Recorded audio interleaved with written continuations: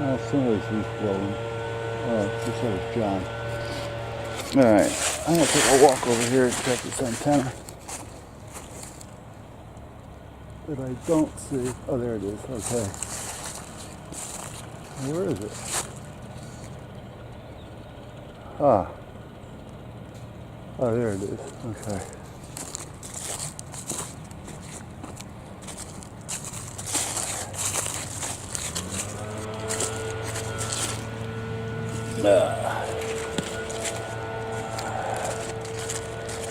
It's been windy.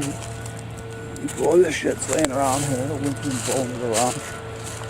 I want to do a little more splitting of wood.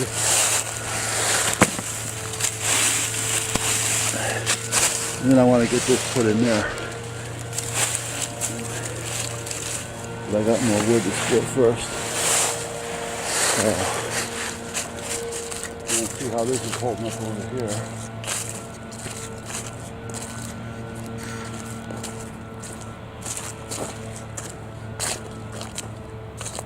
I knew I heard a leaf blower going. Now I actually thought that I ran underground.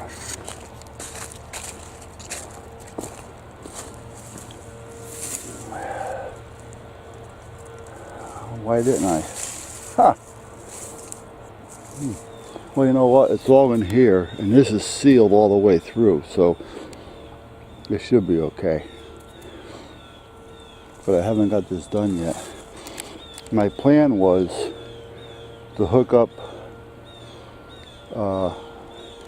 the lights that are on that plastic pole over there, the lights that are on that pole right there, that little pole, and I got another set inside.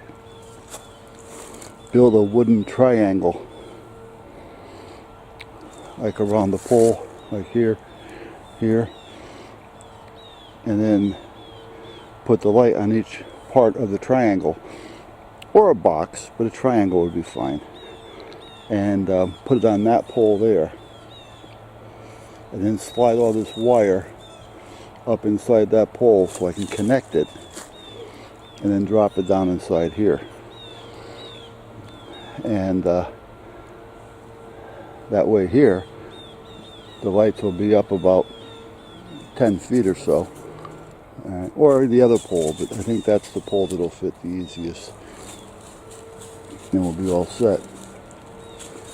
However, though, I was thinking about putting a junction box right here instead, so that this wire would be cut here, connected, and then brought up. Doesn't really make a difference. I want to make sure. And all this other wire is not connected.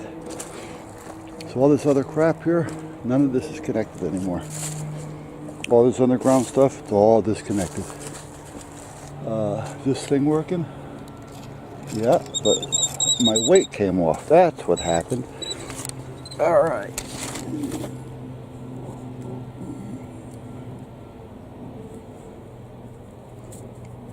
I knew that wire didn't look right. It's because this came off it.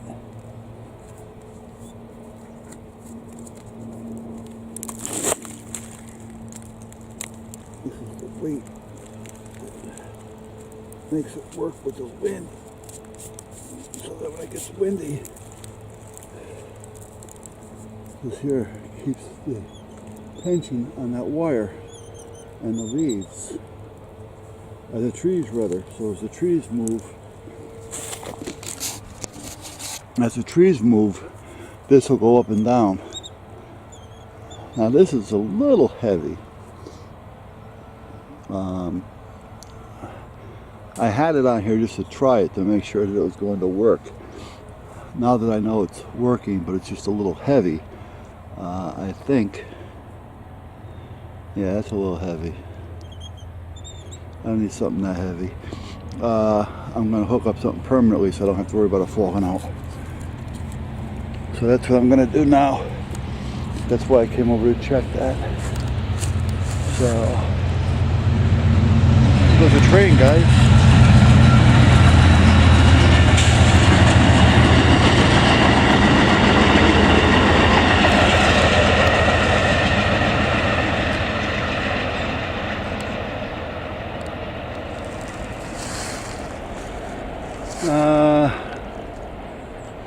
I should move that trailer. Oh, I gotta check the plug on that, because I gotta wire the van, so I want to make sure I got the same plug. I don't remember if I had a 4 or a 6 or a 7.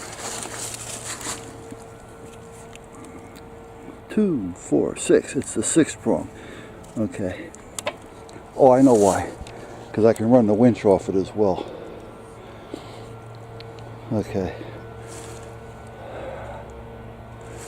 Alright, that's why. This coming summer, I gotta start replacing this. I don't know if I have to replace them all or not, but you know, just to a point to where. Hey, Nick. Now see, all the other ones look good though. That's the only one that looks like crap. Yeah, I mean, why replace it if it doesn't need it? I mean, these are all solid. That's the only one that's got the hole in it, and only in that one spot. The rest of them are good. But we'll see what happens. I'll worry about it this summer or this spring. But I do know that one has to come out.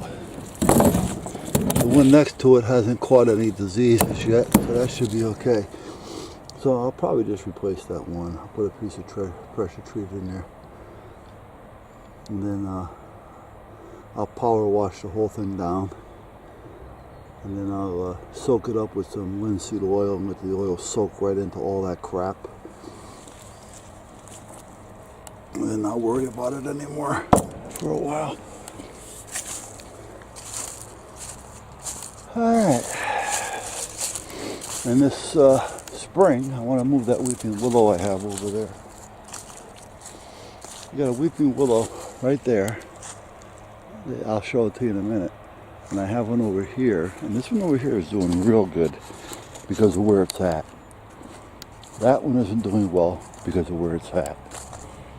The middle of this yard is constantly sun and never gets any moisture. Over here, we get all kinds. Now that weeping willow is the same age and was the same size as the other one when we put them in here. This one's doubled its size, the other one's still the same size. So what I'm thinking of doing is just taking the other one and putting it right here in the middle. There used to be a tree there, see the birdhouses? So I'll put it right nearby that, so it'll have all this space to fill in. And it'll have some shade and not constant heat. And the ground over here holds the moisture more so than it does over here. These are Cleveland pears. They're nice trees, but they're weak. They're not a good tree. They have a tendency of wanting to split where they fork off. This one's already split twice, so I mean it still survives. But you gotta come out here and you gotta, you know, cut off the piece. But the Cleveland pears have a tendency of splitting on us. Yeah, that's another one. You know, those are two the same, but you can tell they're different. This light works as far as I remember. The wife came out here and trimmed this one a little bit. And here's the other one I was talking about. The other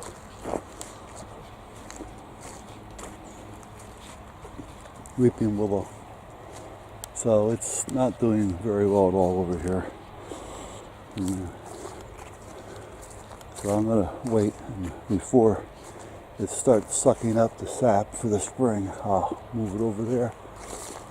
Now this, I want to put another pipe. See, I got that pipe in the ground, and that's concreted in, and it's also cocked out, and it's in the ground, concrete, so it's got nice tension on it. I want to put another one over there, and another one over there to help keep the tension off of this, but it seems to be doing okay. So we'll see what happens. Oh, there's a pig. The wife just went and bought a couple pigs for Duffy. He uses these to talk to us with. what he does is if he wants us, he'll squeak it because he carries it around his mouth.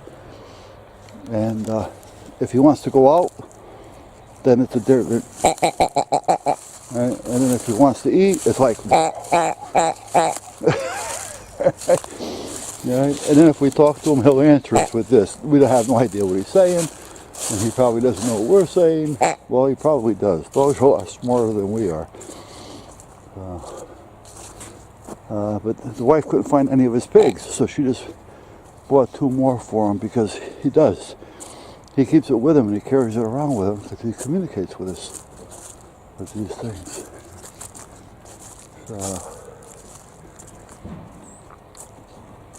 I know, you're trying to get water out of there, huh? You're licking the ice? Not a good idea though, is it, huh? Hold on, I'll give you some water. You got water in the house, you're just too lazy to go in. Wait a minute.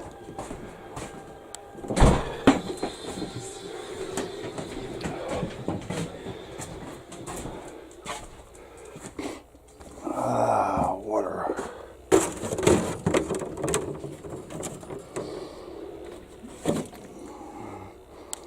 I'm running out of water. Okay, let's go. I'll give you some water. I got the water turned off, so we can't fill the outside buckets.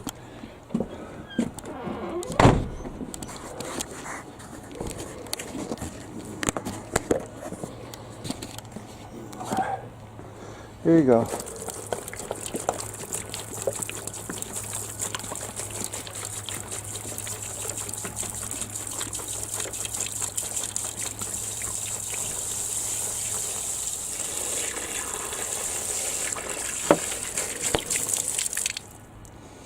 Okay? Okay, now you got water. Now you got water.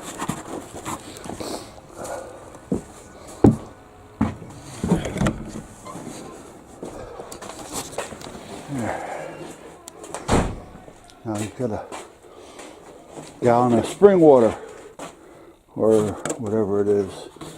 Probably not spring, it's probably just filtered. Alright, that's it for that. I gotta test that again, see what the heat is, and then that's about it. And then I gotta go out and do that with the weight on that antenna. Those antennas up there are all just wire, so there's nothing expensive about these antennas that are up there.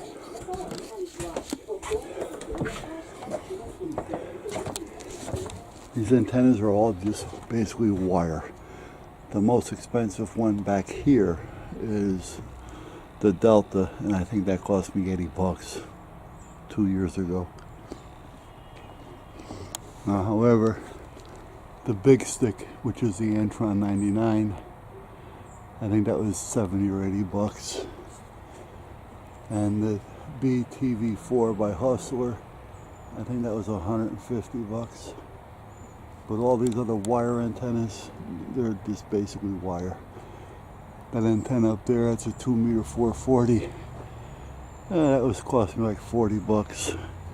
There's another one over there on the first pole to the right, and that's basically useless. Now there is a funny looking antenna right there, that little one, which is on the 3rd pole, or the first one from the left. There's a funny looking antenna up there. That antenna is a $100 antenna. However, they sent it to me to do a review on it, so they gave it to me.